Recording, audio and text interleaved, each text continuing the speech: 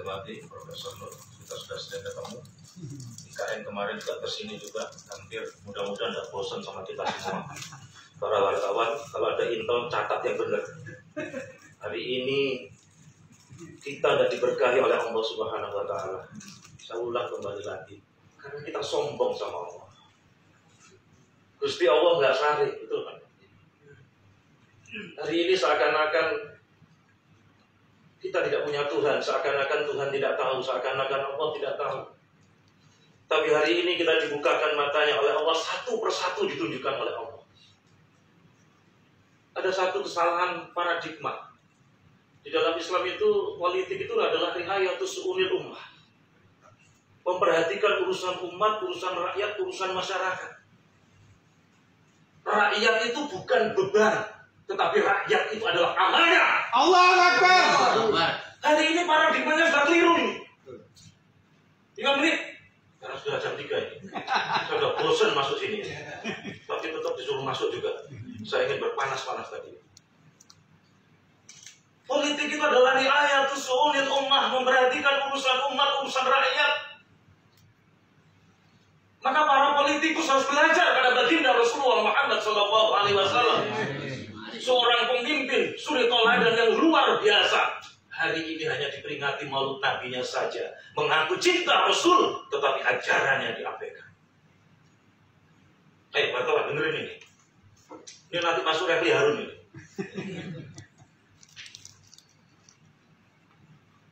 Kalau cara pandang rakyat sebagai beban, ini fatal ini. Sehingga kemudian negara boleh dolimi rakyat atas nama subsidi. Seenaknya sendiri. Seenaknya udah. Mohon maaf seorang Surabaya. Bahasanya kasar, karena kita semua adalah makhluk kasar, bukan makhluk halus.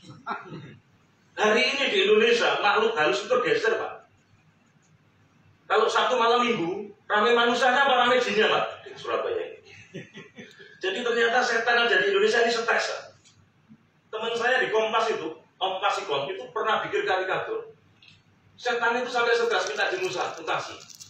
Tuhan, tolong saya dimutasi dari Indonesia. Lu kenapa? Karena pekerjaan saya banyak diambil alih oleh pejabat negeri ini. Anda bisa bayangkan, setan aja stres. Allahumma sholli ala Muhammad. Kalau saya pakai sholawat ini berarti kiai saya keluar, Pak. Kalau pagi dokternya yang keluar. Kalau cara pandang rakyat sebagai beban dan negara boleh mengurangi hak-hak rakyat, maka tadi kata Pak Yai Yunus, ini adalah kedoliman. Ini paradigma dasarnya sudah salah kaprah. Dan ini kontra sekali dengan ajaran baginda Rasulullah Muhammad SAW. Kalau peringatan maulid Nabi, baca sholawat sebanyak-banyaknya, ajarannya, syariatnya ditinggal. Kita merinding nanti ketika nanti pada saat hari pembalasan, pada saat di padang mahsyar, ketika kita mencari Rasulullah, ya Rasul, aku umat. Rasul mengatakan, siapa engkau? Jangan khawatir, kita ini punya duit. Duitnya ada di kantong saya. Nah, siapa yang ngomong itu? 11 triliun. Pertama, Islam menekankan bahwa rakyat adalah amanah. Sementara amanah itu wajib ditunaikan. Ada partai namanya amanah tapi tidak amanah. Saya tidak nyebut ya. Cuma nyebut inisial. Yang kedua, karena amanah harus ditunaikan. Tadi disebut dalam hadis, kullukum ra'in wa kullukum mas'ulun an ra'iyati. Maka penguasa dalam Islam wajib sekuat tenaga memenuhi kebutuhan rakyat dan haram melantarkan mereka. Khalifah Umar bin Abdul Aziz, ketika beliau meninggal dunia, kemudian ditanya oleh para ulama, bagaimana kesaksian Khalifah Umar bin Abdul Aziz yang ia menjabat khalifah hanya tidak kurang dari 2 tahun, tetapi kesejahteraan begitu luar biasa. Kemudian ditanya oleh para ulama kesaksian istrinya, setiap malam Umar bin Abdul Aziz tidak bisa tidur, dia menangis dan dia berdoa. Ketika ditanya oleh istrinya, kenapa engkau menangis, Umar bin Abdul Aziz? Bukankah masyarakatmu sejahtera? Apa yang dikatakan Umar bin Abdul Aziz? Saya takut jangan-jangan malam hari ini masih ada rakyatku yang tidak bisa makan.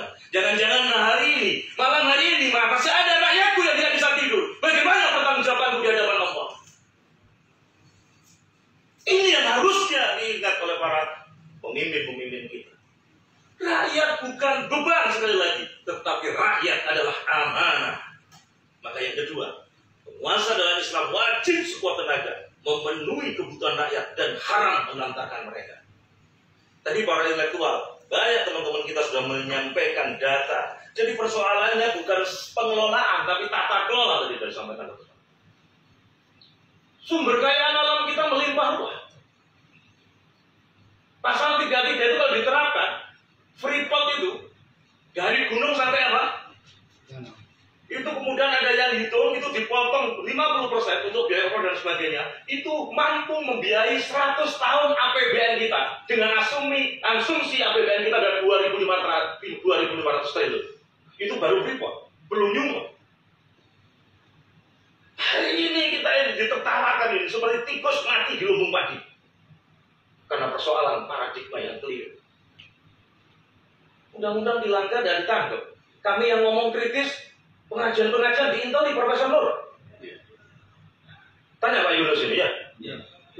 Ada takmir di telepon saya, Ustaz, hari ini khotib, ini ada intelnya. Waduh, sekarang intelnya sudah kena. Kita tanyanya ke intelnya. Ya.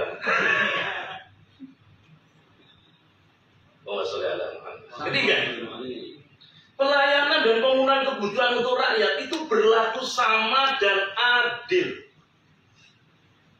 Tidak ada perbedaan status ekonomi maupun agama. Di dalam Islam semuanya warga dan semuanya harus dipenuhi. Itulah luar biasanya baginda Rasulullah Muhammad SAW. Maka sekali-kali ini para calon anggota dewan, para pejabat penguasa itu harus mendapat training, Pak. Training bagaimana Islam menyelesaikan ekonomi Islam, bagaimana pemerintahan Islam, sehingga kemudian tidak hanya memakai Islam hanya sekedar ibadah ritual, memakai Islam ketika ada puasa. Islam ada hanya di bulan Ramadan. Kalau di bulan Ramadan semua artis Islami, Pak, bajunya, ya, kudungan, pakai jubah, tapi puasa ini hari ini kita benar-benar terus-menerus kita diingatkan oleh Allah Subhanahu Wa Taala, tapi kita tidak tobat. Pada hari ini saya serukan kita semua harus taubat dan nasuha kalau kita ingin ditolong dan diselamatkan oleh Allah Subhanahu Wa Taala. Mungkin ini yang bisa saya sampaikan, sudah lebih 5 menit, mohon maaf. Wassalamualaikum warahmatullahi wabarakatuh.